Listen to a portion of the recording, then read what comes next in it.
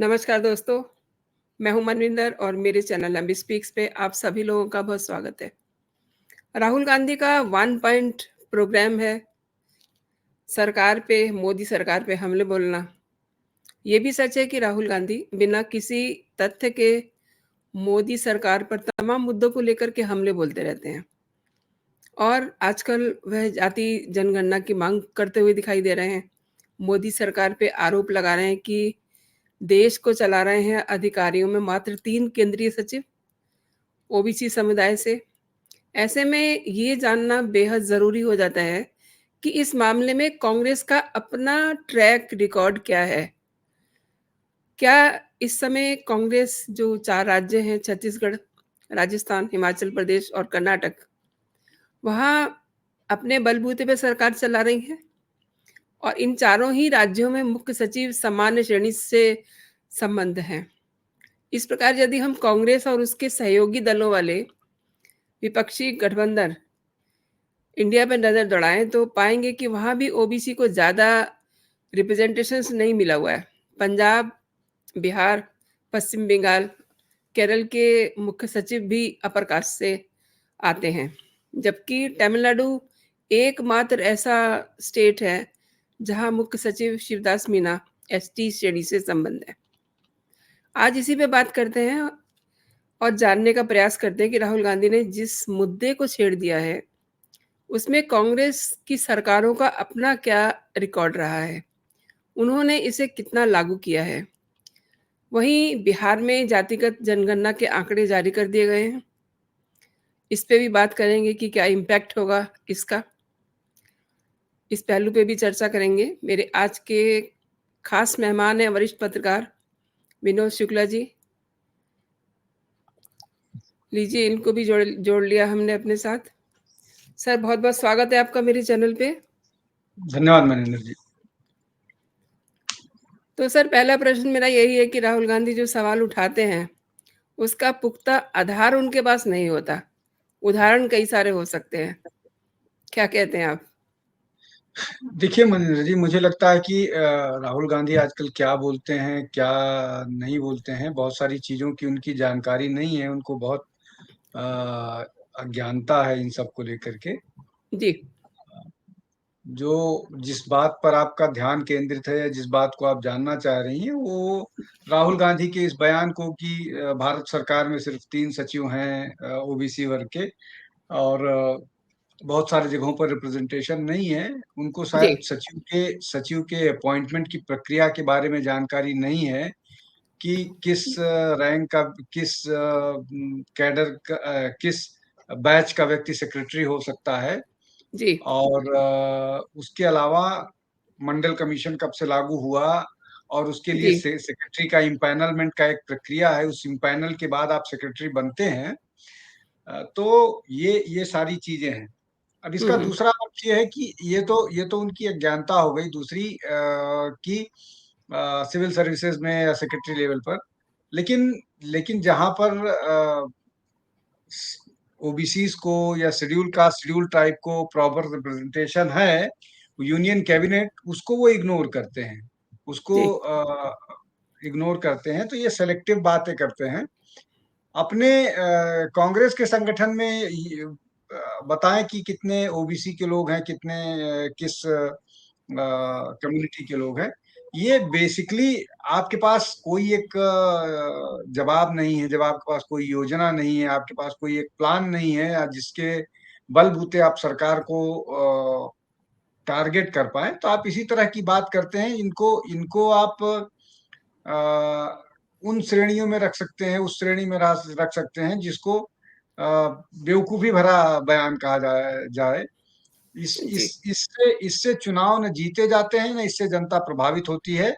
ये कहीं तरह किसी भी तरह से प्रभावशाली या प्रभावी वक्तव्य नहीं था। ये सिर्फ अपने आप को एक्सपोज करने वाला वक्तव्य था, जो राहुल गांधी लगातार लंबे समय से करते आ रहे हैं, और जनता जी। ने इतनी बार इस तरह की बात कर चुके हैं कि उनको सीरियस लेना बंद कर रही है धीरे धीरे। जी मनोज। बीजेपी की सरकार में 85% सांसद ओबीसी से हैं। ये बात तो उनको पता होगी, लेकिन इस पे भी उन्हें प्रॉब्लम है यानी कि जो बात आपने कही है कि उनको जानकारी का अभाव है। मोटी-मोटी जानकारी तो एक सांसद को होनी चाहिए। नहीं, नहीं, ये केवल एक विषय है। अभी ओबीसी की बात आई, हुँ, हुँ। उनको तो इस बात की भी जानकारी नहीं है कि जब मंडल कमीशन ल की चर्चा चल रही थी, तो मंडल कमीशन के को लेकर के चर्चा में राजीव गांधी का एक पार्लियामेंट में भाषण है। राजीव गांधी ने जी, उनके पिता का ही है। उन्होंने जी, बोला है कि ये जो मंडल कमीशन का इम्प्लीमेंटेशन है, ये अंग्रेजों की डिवाइड एंड रूल वाली पॉलिसी जैसा है और ये विभाजित करेगा जी, देश को। और उसी पॉलिसी को अपने फादर के या ये और इनके फादर ने जो बोला होगा, वो कांग्रेस की स्टेटेड पॉलिसी रही होगी, तभी उन्होंने बोला होगा। बाकायदा जी, निर्णय के जी, बाद पार्लियामेंट में बयान होता है। तो जी, जब आपको अपने पार्टी का इतिहास नहीं मालूम है, आप अपने पार्टी का क्या स्टैंड रहा है, अब अगर इस तरह से स्टैंड बदला जाए कि किसी एक नेता को या राहुल गांधी को प्रधानमंत्री से व्यक्तिगत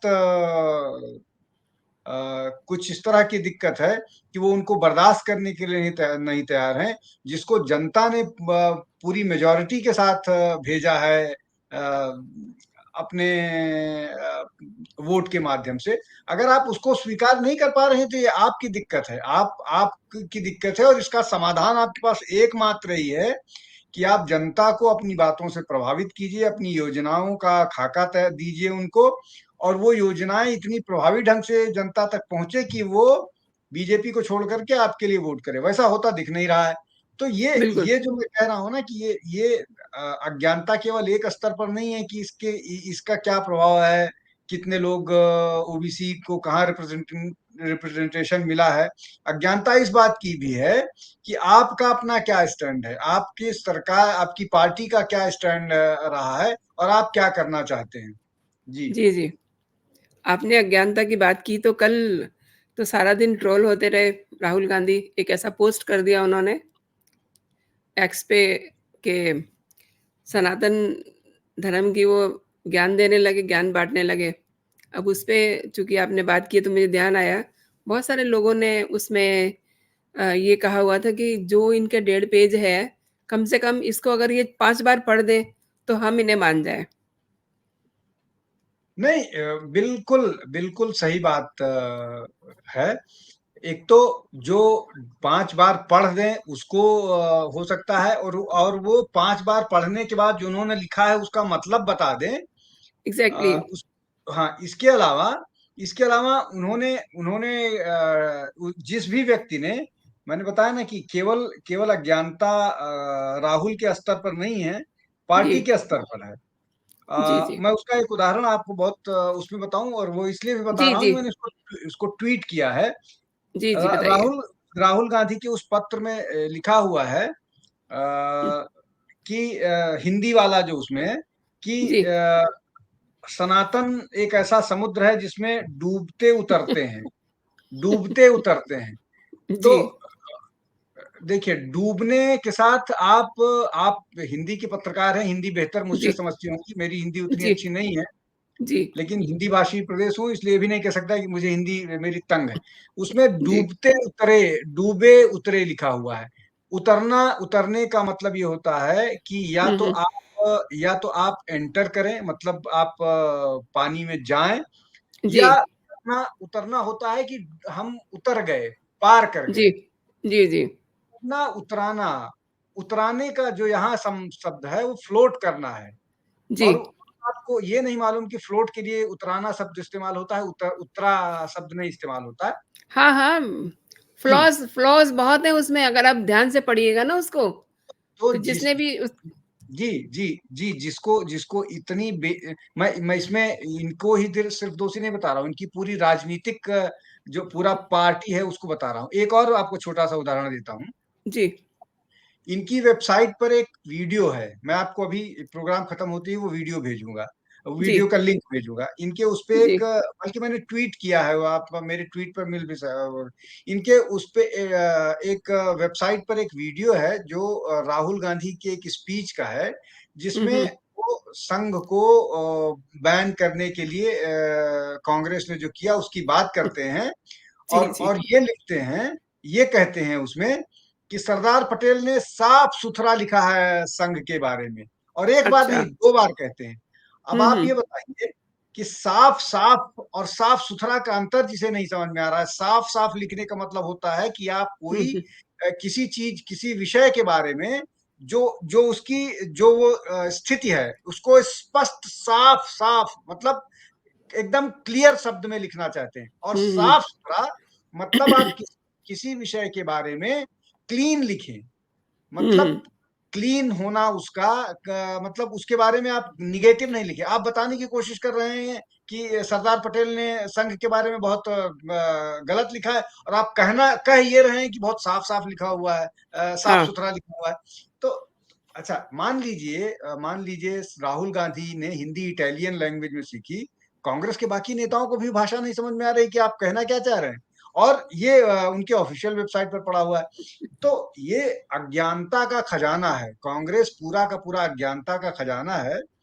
अब उस अज्ञानता के खजाने से आप रोज कोई नया कोहिनूर निकालना चाह रहे हैं, तो उसमें जी, जी। जनता की क्या गलती है? आप निकालते रहिए, और इसी तरह का ये जो उनका 1.5 पेज का छपा हुआ है, वो उसी उसी तरह का एक कोहिनूर है, जिसको जनता को समझ में आएगा, और कितने लोग उस पत्र को पढ़ के कांग्रेस को वोट करेंगे, मतलब मैं तो नहीं समझ पा रहा हूँ, अनुमान भी नहीं लगा पा रहा हूँ। जी मनिंदर जी। जी, जी। उनका उनका रोज़ का आपने कहा ना कोहिनूर, तो आज का जो उनका सोमवार का कोहिनूर है, वो अमृतसर पहुँचे और वहाँ पर वो गोल्डन टेम्पल जाते हैं।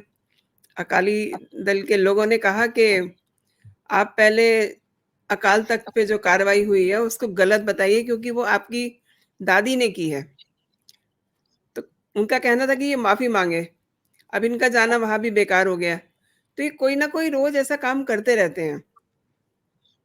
नहीं, देखिए मैं बता रहा हूँ कि कांग्रेस को अपने अपनी योजनाओं को, अपने कार्यक्रमों को रिविजिट करना पड़ेगा। जी। अगर वो मोदी को, या मैं कह रहा हूँ कि केवल मोदी को नहीं, अगर वो किसी राजनीतिक दल को अलग-अलग विषयों पर चेस करेंगे, तो हुँ, उनके हुँ। लिए मुश्किल आएगी।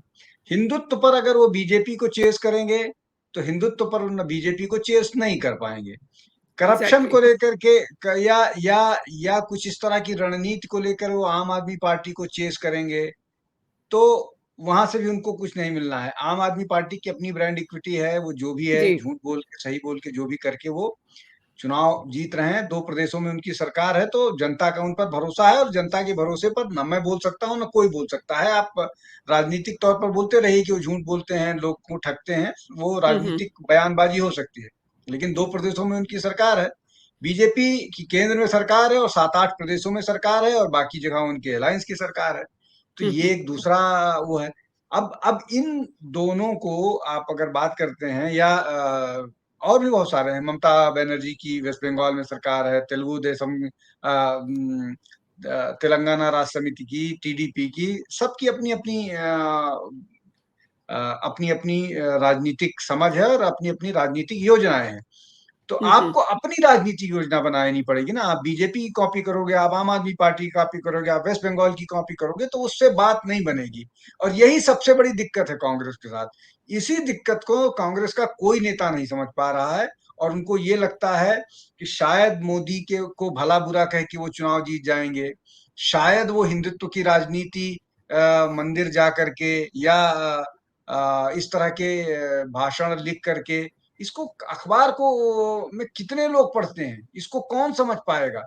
जी। कहाँ से आप क्या करना चाह रहे हैं? आपको पुख्ता योजनाओं पर काम करना पड़ेगा, जनता को बताना पड़ेगा, जनता तक पहुँचना पड़ेगा, तब जाकर के आप मोदी को अनसीट कर पाइएगा जो आप चाहते हैं। अभी जी, तक जी। अभी तक उस पे आपने एक कदम भी आगे नहीं बढ़ाया है। और ये अगर आप इंडिया अलायंस को, ये जो INDIA है, इस अलायंस के थ्रू आपको लगता है कि कुछ होने वाला है, इसमें इतने सारे विरोधाभास हैं, इतने सारे विरोधाभास हैं कि जैसे जैसे चुनाव आएगा वैसे वैसे इनके विरोधाभास स्पष्ट होते जाएंगे और स्पष्ट होते जाएंगे। जो खाई है वो बढ़ती जाएगी और ये फिर औंधे मुंह गिरेंगे। इसलिए इसलिए बहुत सारी चीजों पर इनको पुनर्विचार करना पड़ेगा, जो होता हुआ दिख नहीं रहा। जी मनविंदर जी। विनोद जी, अगर पीछे मुड़ के देखें तो 2014 से पहले की जो सरकारें, यानी कि जो राहुल गांधी के परिवार वाली सरकारें रही हैं, वहाँ भी सचिव पद जो है सामान्य श्रेणी से ही रहे हैं, और अब अचानक से ये क्या सोच के ऐसा कर रहे हैं? देखिए, मैं आपसे पहले ही कह चुका हूं कि कांग्रेस की रणनीति क्या है। कांग्रेस तो मंडल के विरोध में थी ना, मंडल कमीशन को वो लागू ही नहीं करना चाहती थी, और इंदिरा गांधी उस पर मंडल कमीशन की रिपोर्ट को पब्लिक ही नहीं किया। हम्म, और जब जब देवीलाल ने एक रैली की बड़ी सी, उसके जी बाद जी उस डर से विश्वनाथ प्रताप सिंह ने, प्रधानमंत्री जो उस समय थे, उन्होंने मंडल कमीशन लागू करने की घोषणा कर दी। अब जी मंडल जी। कमीशन लागू करने के बाद बहुत सारा हुआ, वो लंबा इतिहास है, दंगे फसाद तोड़ फोड़। हम्म। लेकिन सुप्रीम कोर्ट ने उस पे अपना जजमेंट दे दिया कि नहीं, मंडल कमीशन को लागू किया जाना चाहिए, और वो लागू हो गया। और वो स्मूथली लागू है, चल रहा है, उसमें कोई दिक्कत नहीं। अब दिक्कत यह है कि वहां के बाद बात खत्म हो गई। अब जिस नीति का कांग्रेस विरोधी रहा है, अब उस नीति को रिविजिट कांग्रेस कर रही है, शायद इस नजरिए से कि इसका उनको फायदा मिलेगा। अब इस फिर मैं कहूंगा कि आप अगर पिछलग्गू बनिएगा तो आपका कुछ नहीं होगा। अब यहां भी वही कमोबेश वैसी ही स्थिति है। ओबीसी की राजनीति करने के लिए उत्तर प्रदेश में समाजवादी पार्टी है, बिहार में राष्ट्रीय जनता दल, जनता जी दल यू है, जी नीचे अगर जाइएगा दक्षिण में डीएमके है, कर्नाटक में जनता दल सेक्युलर है, और उसके बाद आप मतलब इस तरह से आप सारे जी प्रदेश जी में पूरे देश में घूम के देखिएगा तो उनको रिप्रेजेंट करने के लिए पार्टीज हैं। उनका प्रतिनिधित्व करने के लिए एक राजनीतिक दल हर ज्यादातर स्टेट्स में है। आप उस वोट बैंक में सेंध मारना चाह रहे हैं, उस वोट बैंक को खींचना चाह रहे हैं। आप उनके साथ अलायंस भी करना चाह रहे हैं। तो ये दोनों चीज कैसे संभव? अच्छा, दूसरा ये कि आप मान लीजिए ओबीसी वोट्स को ले आने की कोशिश कर रहे हैं। आप अचानक 6 महीने में आपको लगता है कि आप कास्ट रिजर्वेशन की बात, कास्ट सेंसस की बात करेंगे तो सारा का सारा ओबीसी समुदाय आपके पास आ जाएगा। वो अखिलेश को नहीं पूछेगा, वो तेजस्वी यादव को नहीं पूछेगा, या वो नीतीश कुमार को छोड़ देगा। ये मतलब अगर इसको बहुत लाइटर उसमें कहें तो ये मुंगेरी लाल के हसीन सपने जैसी योजनाओं पर काम करना है। उन योजनाओं का कुछ इनसे एक भी बात आगे नहीं बढ़नी है। जी। बिहार में जातिगत जनगणना के आंकड़े जारी कर दिए गए हैं। अब इसका क्या इम्पैक्ट होगा? देखिए, मुझे लगता है कि इसका इम्पैक्ट किस तरह से होगा, वो अभी आने वाले समय में पता लगेगा। इसको जिस जिस सरकार ने इम्प्लीमेंट कराया है, जिस सरकार ने सर्वे कराया है, वो जी सरकार इसको किस तरह से इस्तेमाल करना चाहती है। देखिए, इसके दो तीन एस्पेक्ट हो सकते हैं। पहला तो ये कि अब ये बात होगी कि जितनी जिसकी जनसंख्या, उसको उतनी हिस्सेदारी। तो अब उस हिस्सेदारी को किस तरह से करेंगे। सबसे सबसे जो सबसे शाइनिंग पॉइंट होता है भारत में इस कास्ट नंबर्स का, वो ये है कि सरकारी सेवाओं में उनको प्रतिनिधित्व मिले। सरकारी सेवाएं लगातार, सरकारी नौकरियां लगातार कम होती जा रही हैं, और बहुत सारा इतना ज्यादा प्राइवेटाइजेशन हो गया है और इंडस्ट्रीज इतनी आ रही हैं कि ये सारी की सारी प्रक्रिया बहुत वो नहीं है।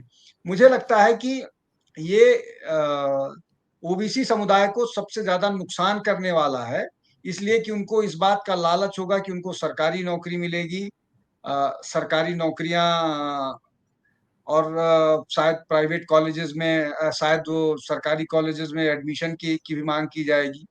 भाई एडमिशन आपको सरकारी कॉलेजेस में मिलेंगे, उतने कॉलेजेस भी तो होने चाहिए, वो तो आपको बनाना पड़ेगा। बिहार में सबसे ज्यादा बिहार में सबसे पहले कास्ट सेंसस हो गया। चलिए मान लेते हैं कि आपकी ये योजना है कि आप 85% अब जो दूसरे लोग हैं उनको रिजर्वेशन दीजिएगा और 15% जो अपर कास्ट है उनको आप अलग कर दीजिएगा। तो भाई 85% लाने के लिए बिहार में जॉब तो चाहिए, जॉब के लिए पढ़ा लिखा आदमी तो चाहिए, आप कहाँ से ले आइएगा? फिर दूसरे प्रदेशों से लोग जाएंगे, भरेंगे वहां पर, और आप इंडस्ट्री आपके यहाँ इनकरेज नहीं होती है। आपके सारे लोग दूसरे प्रदेशों में जा करके एग्जैक्टली। रहते हैं, दूसरे प्रदेशों में माइग्रेट करते हैं। आप दिल्ली की तो बात छोड़ दीजिए, केरल, तमिलनाडु, केरल के भी जो प्लांटेशन में या खेतिहर मजदूर हैं, सारे के सारे बिहार से हैं, तमिलनाडु में भरे पड़े हैं, कर्नाटक में बहुत सारे लोग हैं। और इसमें कोई वेस्ट बंगाल में है, इसमें कोई वो मतलब इसमें कोई ऐसी बात नहीं है कि किसी को इनको जाने से किसी को रोकना चाहिए, उसमें कोई मुश्किल नहीं। मुश्किल ये है कि इनको ये अपना घर छोड़ने के लिए क्यों मजबूर है। अच्छा, अगर थोड़ी मात्रा में हर प्रदेश से माइग्रेशन होता है, यूपी से भी बहुत सारे लोग माइग्रेट करते हैं। इतना नहीं होता है जितना, बिहार तो एक हब है ना लेबर क्लास का, वही वही सब वहां से लेके तो जाते हैं। हाँ, तो आप अच्छा, आप अच्छी अपॉर्चुनिटी मिलती है, लोग कर्नाटक और सॉफ्टवेयर इंडस्ट्रीज में बहुत सारे लोग काम करने जाते हैं, लेकिन हम्म। जिस तरह से माइग्रेशन बिहार से होता है वैसा कहीं नहीं होता, इसलिए कि आप के यहाँ कोई सुविधा नहीं है। तो आप इस कास्ट सेंसस का लेके करिएगा क्या? आप किन लोगों जी। को नौकरी दीजिएगा वहां पर? किन हम्म। लोगों को नौकरी दीजिए? और आपको लगता है, अगर बिहार के लोगों को ये लगता है कि वो 70% वो उनको लगता है कि वो 40 सीट लेकर के इसको केंद्र में मनवा लेंगे, तो वो बड़ी मुश्किल होने वाली है। इसलिए कि जो ये 15% है, मान लीजिए 15% यादव की बात की जाए या बाकी 60% उसकी बात करें, 7% ओबीसी और एमबीसी मिला करके है, 60% पूरे प्रदेश का, पूरे देश में वैसी पॉपुलेशन नहीं है। वैसा नहीं, उत्तर प्रदेश में सीधे सीधे पलट जाएगा। उत्तर प्रदेश में जी। अपर कास्ट पॉपुलेशन 25% से ऊपर है, जी। उसके अलावा और बहुत सारे लोग हैं। तो उत्तर प्रदेश में आते ही बदल जाएगा। हम्म। उसके बाद उत्तराखंड में दूसरा स्वरूप है, पंजाब में दूसरा स्वरूप है। तो हम्म। इसका ऑल इंडिया, इसका मतलब कोई पूरे राष्ट्र पैन इंडिया इम्पैक्ट या इफेक्ट नहीं है। ये सिवाय इसके कि इससे आप डिफरेंसेस पैदा करेंगे, ज्यादा एनिमिटी लोगों में पैदा करेंगे और आपस में वाद विवाद शुरू करेंगे, उससे ज्यादा इसका कुछ भी प्रभाव नहीं होने वाला है। सरकार, बिहार सरकार के पास नौकरी ही नहीं है कि वो दे पाए। ये पूरी की पूरी एक्सरसाइज फ्यूटाइल है, सिवाय इसके कि फेसबुक पर, ट्विटर पर थोड़े दिन तक चलेगा। वो उसकी जाति के बारे में भला बुरा कहेगा, वो उसकी जाति के बारे में भला भला बुरा कहेगा। अभी अभी एक किसी ने ट्वीट किया कि आप अगर ब्राह्मण हैं, आप अगर जाति को नहीं मानते हैं तो अपना यज्ञोपवीत उतार दीजिए और अपना सरनेम हटा दीजिए। अब इनको कौन समझाए कि यज्ञोपवीत केवल ब्राह्मण नहीं पहनता है, हर जाति का व्यक्ति यज्ञोपवीत पहन सकता है, किसी के लिए कोई रिस्ट्रिक्शन नहीं है। आप संस्कार कीजिए, आप संस्कार कीजिए, आप वो कीजिए। मैं एक आपको और छोटा सा बहुत महत्वपूर्ण उदाहरण दें, किसी को नहीं होगा। जी। भगत सिंह को सब लेफ्टिस्ट बोलते थे। जी। भगत सिंह का यज्ञोपवीत संस्कार हुआ था। जी। उनको जी। उनको वो कहने के लिए सिख थे, और वो पहले आर्य समाजी सिख थे। जी। तो जी। जी। अब ये बताइए, भगत सिंह का एक जो पवित्र संस्कार हुआ था, बहुत सारे लोग हो सकता है सुने तो उनको लगे, लेकिन अगर किसी को ताज्जुब प्रमाण होगा। चाहिए होगा, जी, अगर किसी को प्रमाण चाहिए होगा तो मुझे बताएगा।